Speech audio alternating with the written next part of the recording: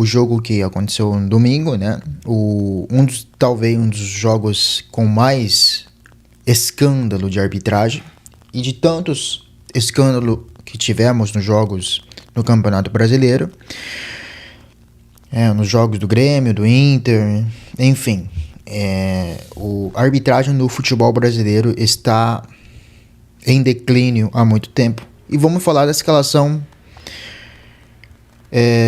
das duas equipes.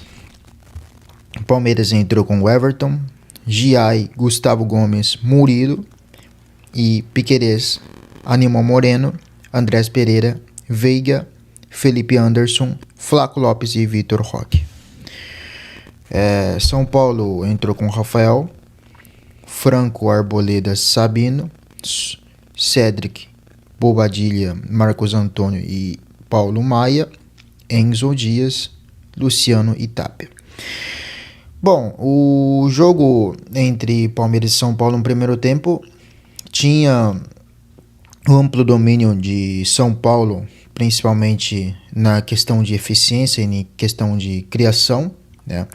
O São Paulo tinha um meio-campo de muito combate, de marcação, de recuperação de bola no meio-campo, principalmente no meio-campo.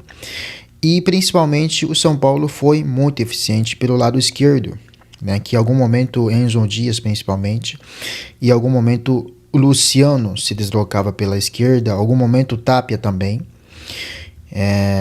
Então o São Paulo foi eficiente pelo lado esquerdo, né? No lado do Giai, assim como a equipe do Bahia fez. Bahia atacou o lado do Giai, lado direito do Palmeiras, e Bahia com Sanabria e Kaique tentou atacar nesse lado e foi extremamente eficiente, né? Então, nesse caso, o São Paulo no primeiro tempo foi de um amplo domínio, né, digamos assim. O São Paulo no primeiro tempo teve chance de fazer inclusive terceiro gol já no primeiro tempo, certo? Então o São Paulo foi extremamente eficiente no jogo no primeiro tempo, inclusive fez o placar de uma forma rápida. O Palmeiras, com Aníbal Moreno no meio campo e Andrés Pereira, teve algumas dificuldades, principalmente no controle, porque no meio campo o Marcos Antônio fazia uma função de recuperação rápida, de um combate rápido, e também existia uma diferença entre duas equipes em questão de elenco. Palmeiras, quando olha para o banco, consegue arranjar soluções, inclusive vários jogadores que estão no banco, quando entra, faz mais diferença, né? E o Marcos Antônio, ao 15 minutos, lança uma bola para o Luciano, o Everton sai mal e Luciano faz um golaço. Marcos Antônio, que é o homem do meio campo do São Paulo, ele e Bobadilha fizeram muito a recuperação rápido do jogo entre São Paulo e Palmeiras. São Paulo recuperava a bola e acionava pelos lados, né, com a velocidade do Enzo Dias e Tapia, né? Deslocava muito pela esquerda. Esse lado o Palmeiras sofreu bastante no lado do Giai, como já havia sofrido contra o Bahia. Então o São Paulo faz 1-0 com gol, né, do Luciano, já aos 15 minutos. Teve outra chegada também da Tapia, que chuta de fora. E o Enzo Dias, um grande cruzamento, Tapia faz 2-0, né? Uma grande jogada do Enzo Dias. O Palmeiras sofreu bastante pelo lado direito. Enzo Dias, com sua velocidade, deitou. No primeiro tempo, o Tapia faz 2-0. Então, muitos já achavam que o jogo estava decidido naquele cenário, né? Então, o Vitor Roque teve a chance também no primeiro tempo de fazer 2-1. Rafael foi melhor nesse duelo. E Palmeiras muda no cenário do segundo tempo, muda a trajetória do jogo, né? Com a entrada principalmente do Alan e do Maurício. Palmeiras tem um impacto melhor que ainda não tinha, principalmente também depois com a entrada do Jefter e Souza, que foram protagonistas dos gols que o Palmeiras vai fazer. Então, nesse caso, tivemos esse contexto que acontece. O Maurício já teve algumas chances de chute da fora da área, o Maurício arruma o meio campo. São Paulo ainda tinha algumas contra-ataques rápidas, recuperava, inclusive nos inícios do segundo tempo o São Paulo recupera a bola rápida no meio campo, acelera a jogada pelos lados, Luciano às vezes deslocando pelos lados, e no entanto o São Paulo peca nas finalizações, inclusive teve um escândalo de lance que foram mais reclamados, que foi o pênalti não marcado. O Luciano poderia ter finalizado o gol, Ele recebe uma bola muito boa. Poderia ter finalizado. Ele estava sozinho com o Everton. Não fez e deu pro Tapia, E o Alan chega atrasado. É pênalti claríssimo. Não tem discussão. E também teve um lance do Andrés Pereira, que estava pisando na bola, acaba atingindo o adversário. O Andrés Pereira também mereceu ser expulso. É um erro de arbitragem muito, que pode decidir o título, muito vergonhosa, uma rodada vergonhosa, porque o Grêmio também teve um pênalti que foram cobrado contra a própria equipe do Grêmio de uma forma escandalosa. Então, agora dessa vez o Palmeiras também teve uma rodada de clássico lamentável, um lance do Gustavo Gomes também se questionar se ele deveria ser expulso ou não. Já vi lance o lance do Gustavo Gomes, já vi lance que já aplicaram um cartão vermelho. A do Andrés Pereira não tem discussão. E o pênalti do Alan contra a Tapia. Porque nesse caso do pênalti do Alan contra a Tapia, foi muito claro, O Luciano poderia ter finalizado. E o Tapia, ele bola um pouco longa, Só que Alan, ele vai direto no corpo, embora esteja atrasado. A regra não diz em nenhum momento que lance atrasado deixa de ser falta. Andrés Pereira, o Rigoni foi expulso contra a Fortaleza da mesma maneira, que o Andrés Pereira fez a entrada. Então, nesse caso, podemos ver a falta do critério do futebol brasileiro.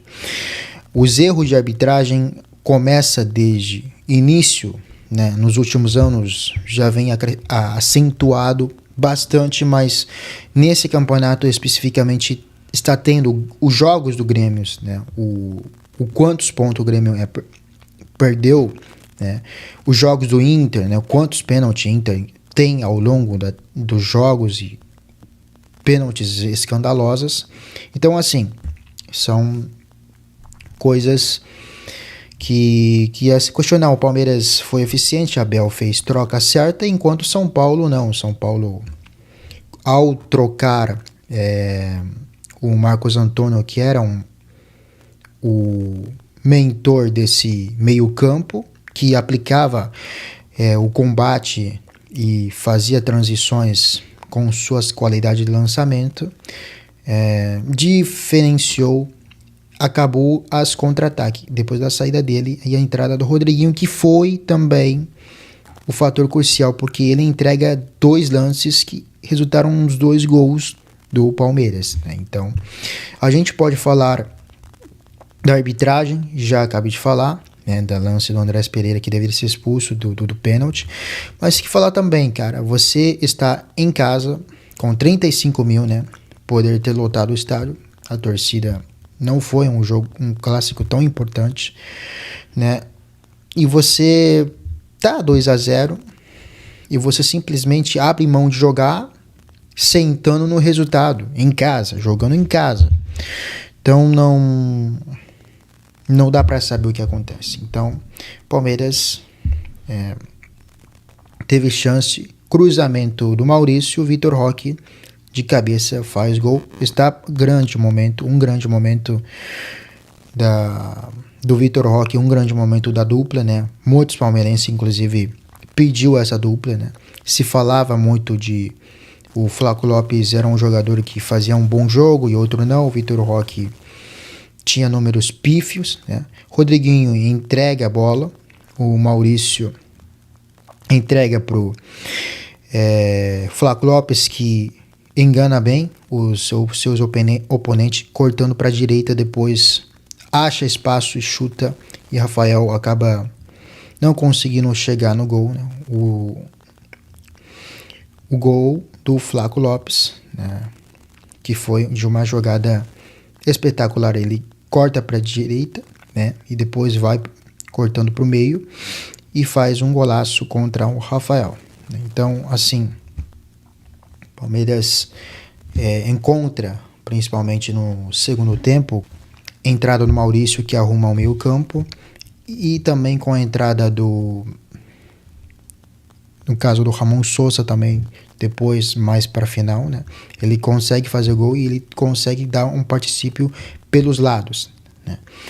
E no caso do Alan, principalmente, que é um jogador que participou do terceiro gol, ele, além do pênalti, claramente, que deveria ter dado, que ele foi protagonista, né? O Alan, ele trouxe o que o Palmeiras precisava, né?